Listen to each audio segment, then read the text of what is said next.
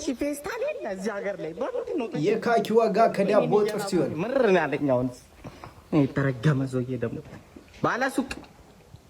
ባለሱቅ አቤት አሰማም እንዴ ምንድን ነው ባለሱቅ ጆሮ አይሰማም? አይደ ምጣስቆም አንተ ደግሞ መጣ መነጫ ዳቦ ስጠኝ ዳቦ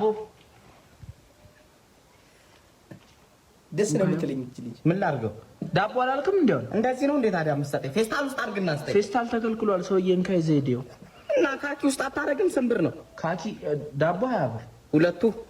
እንካሺ ካኪ ስጠኛ። ታዲያ እንደዚህ እንዴት ነው ይዤ የምሄደው? ካኪ ስጠኛ። ካኪ ትገዛለህ? ይኸው ምርጥ ካኪ ነው 200 ብር። ካኪ 200 ብር። ይኸው በቃ ይኸው ምርጥ ነው። ይኸው አንተ እንደዚህ ሁሌ የምትጨመጨው አንተ ጭንቅላት የለም? ጭንቅላት አይሰራም እንዴ? ያማ እንዴ ሰውዬ ልገዛ ዝም በል እባት። እንዴት ነው ዳቦ 10 ብር ሸጣ ወረቀት 200 ብር የምትለኝ? ለምንድን ነው እንደዚህ አይነት ንግግር እና ፌስታል ተከልክሏል። በምን ትይዛለህ? ከፈለክ በእጅ ዘይድ።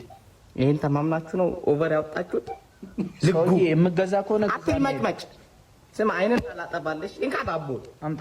ከሳ ምንድነው የምትከሰኝ? ዞር በል ከሱቄ ስር ሲጀመር የተረገው አንድ ዳቦ 10 ብር እየገዛን ካኪ 200 ብር የምትሸጠው ካልፈለክ ይቀራል። ሰውዬ ስማ እዛ ጋር 5 ልጅ ወልጄ እኮ ነው እንትን ያልኩት። 5 ዳቦ ብገዛ ምን ልትለኝ ነው?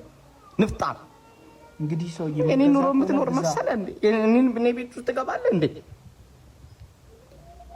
እበት አልገዛም። ብሬ መልስልኝ። ብሬን አምጣ። እንካየው ብርን ይዘድ ሲጀመር ፖሊስ ነው የምጠራብሽ። ወንጀለኛ ናት። ሁለተኛ ሱቄ ስር